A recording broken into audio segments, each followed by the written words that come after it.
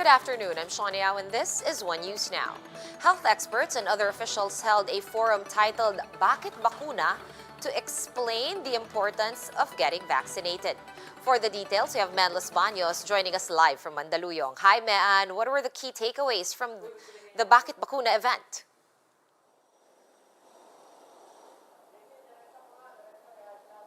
Shawn, a presidential advisor, is encouraging workers to be vaccinated against COVID-19 once the opportunity arrives. Joey Concepcion, entrepreneurship advisor, says it's the only way the economy can get back to normal. Recall that the Labor Department has ruled that companies should not mandate their workers to get the shots. But Concepcion explains that their participation is needed to help the country bounce back from its losses. He notes that vaccine procurement is not enough to address the crisis if there are only a few willing recipients. Former Health Secretary Manuel Dairit meanwhile says a vaccine, regardless of brand, is worth taking the chance. Congresswoman Janet Garin, another ex-DUH chief, notes that all vaccines approved by the government are safe. Dr. Ronjen Solante, a member of the DOST vaccine expert panel, explains several assured benefits of vaccination.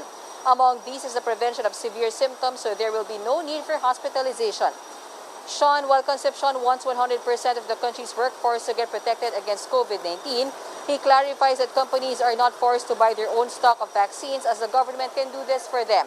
The official explains, however, that they will likely have a chance to choose which brand they want under their own procurement. Shawn, it is also important that private companies are not yet allowed to procure vaccines directly from the pharmaceutical companies unless they would go through a tripartite agreement because of accountability issues. Shawn? Thank you for that update. That was Mean Los Baños joining us live from Mandaluyong City. Let's check in on the latest vaccine stories from around the world. Johnson & Johnson is developing new COVID-19 vaccines against emerging variants. The U.S. pharmaceutical company, which currently rolls out one-dose vaccine, is also making a two-dose version. France and Germany will resume the rollout of AstraZeneca's shot after British and European Union regulators ruled that the shot has more benefits than risks. Several European countries earlier stopped using the Oxford-made shot after reports of blood clot formation on inoculated people. And the United States will send roughly 4 million doses of AstraZeneca vaccines to Mexico and Canada. The White House says that Mexico will receive 2.5 million doses, while Canada will get the rest. We'll have more stories after this quick break. Stay with us.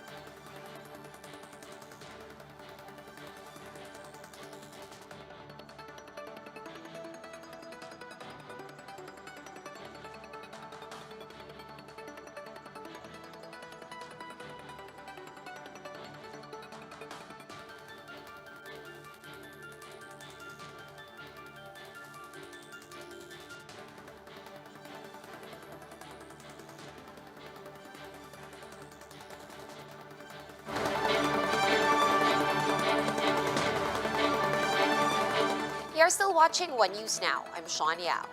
The Health Department is looking at diverting vaccine supplies from low-risk areas to COVID-19 hotspots in a bid to curb the recent spike in infections. JC Kikosiko joins us live from Mandaluyong to discuss that further. Hi, JC.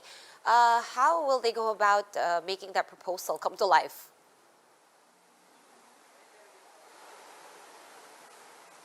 Sean Health Chief Francisco Duque III said that vaccines deployed in areas with low COVID-19 cases may soon be recalled to vaccinate more health workers in COVID-19 hotspots. The health officials said adjustments have to be made since they didn't expect the recent surge in cases. Areas where the vaccines will likely be redeployed include NCR, CAR, and Regions 4A, 3, and 7. The DOH chief will meet with the League of Provinces of the Philippines and the Union of Local Authorities of the Philippines regarding this. Duque made the remark as he visited some crowded areas in Metro Manila, such as BACLARAN and GUADALUPE, to remind people to follow minimum health standards. The official also provided face masks and face shields to vendors in the area as he noticed some were not properly wearing them. Meanwhile, Metro Manila Council Chairman Mayor Edwin Olivares said NCR mayors agreed to limit Holy Week activities. Sitting capacity in churches will also be at 50% to control the spread of the virus. Sean, as for talks on imposing stricter quarantine restrictions, Duque said that they need to wait more data before they recommend anything to President Rodrigo Duterte. Back to you. Thank you for that update, JC Cosico of News 5, joining us live from Mandaluyong. A government task force has approved the use of saliva testing instead of nasal and throat COVID-19 swab testing for tourists that are Boracay bound. ShylaFrancisco joins us live for more details. Hi, Shyla. When will this change take effect?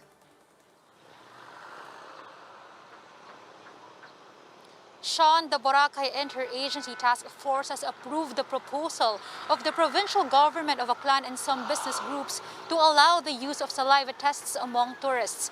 The provincial government says this will take effect once they issue an advisory to airlines. The provincial government is also preparing an executive order formalizing the use of the said COVID-19 testing method among Boracay tourists. The task force noted that they will honor only saliva tests that will be administered by the Philippine Red Cross and other testing facilities accredited by the Health Department and the Food and Drug Administration. Both the provincial and local governments welcome this development as it will boost tourism in the island. Currently, they are now seeing 1,000 tourist arrivals daily, mostly coming from Manila from the 40 to 100 tourists last year. They are also looking at welcoming foreign tourists within the year. The provincial government said they are in talks with the tourism department for a travel bubble for their traditional markets like South Korea and China.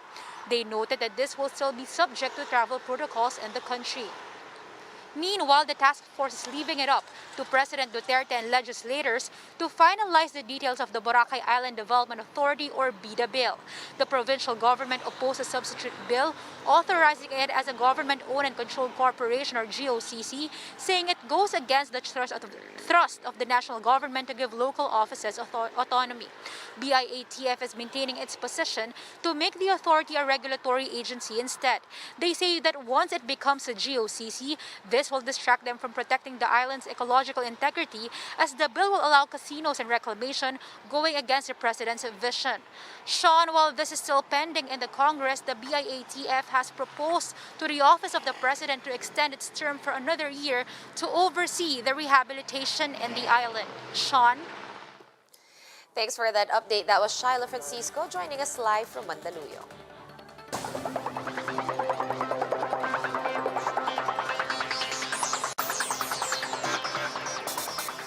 And teams competing in the upcoming PVL Open Conference are now back to the volleyball life, kicking off respective trainings in the new normal.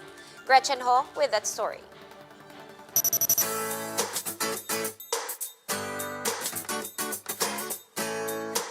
From serves, receives, and spikes, the country's volleyball players are finally back doing what they love. Training has started ahead of the return of Philippine volleyball via the Premier Volleyball League Open Conference. While excitement is at an all-time high for the league's first ever professional season, the number one thing to keep in mind is safety first. Sana maging maganda yung simula. Tulong-tulong lang para mas maging maayos. Extra health safety measures are in place during training, such as temperature checks, online health declaration via QR code, and the shower room is off limits, meaning players have to be in training wear. Each team is divided into 3 batches, with 5 players each plus the coach. Other batches have to wait in the warm-up area. This area, the court, and other equipment are sanitized before and after use. Social distancing must be observed at all times. Players also have to bring their own drinking water. Eating inside the gym is prohibited as well.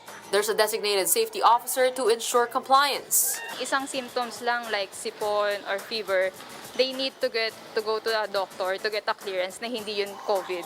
They need to get tested every 10 to 14 days. We have a mandatory. Despite the restrictions, players are happy to be back on the hard court. Nakakapanibago. Sumasakit ulit yung katawan ko. After 2 decades of playing, veteran Sue Roses is thankful that she's finally a certified pro. Bilang yun nga veterano na matagal na sa paglalaro, pinangarap ko rin to yung magkasama-sama lahat. 12 teams will be competing in the upcoming Open Conference on May 8. But the league is considering to push this back to late May to give way for more training. The conference will run for 2 months under a bubble setup at the Inspire Sports Academy in Laguna. Volleyball fans, however, won't get to watch the games live. Unfortunately, spectators will not be allowed to watch. They're very strict about this, so they will only be able to view the games on television. The Games and Amusement Board reminds the teams not to let their guard down and strictly follow health protocols. Gretchen Ho, we are One News. For more updates, visit News 5, the Philippine Star, and Business World online. Visit our website, onenews.ph, for more in-depth analysis. You can also catch One News on the Signal Play app. Register for a free account at www.signalplay.com and stream One News live anytime, anywhere. Mask on, wash hands, and stay safe, Philippines. I'm Sean Yao. We are One News.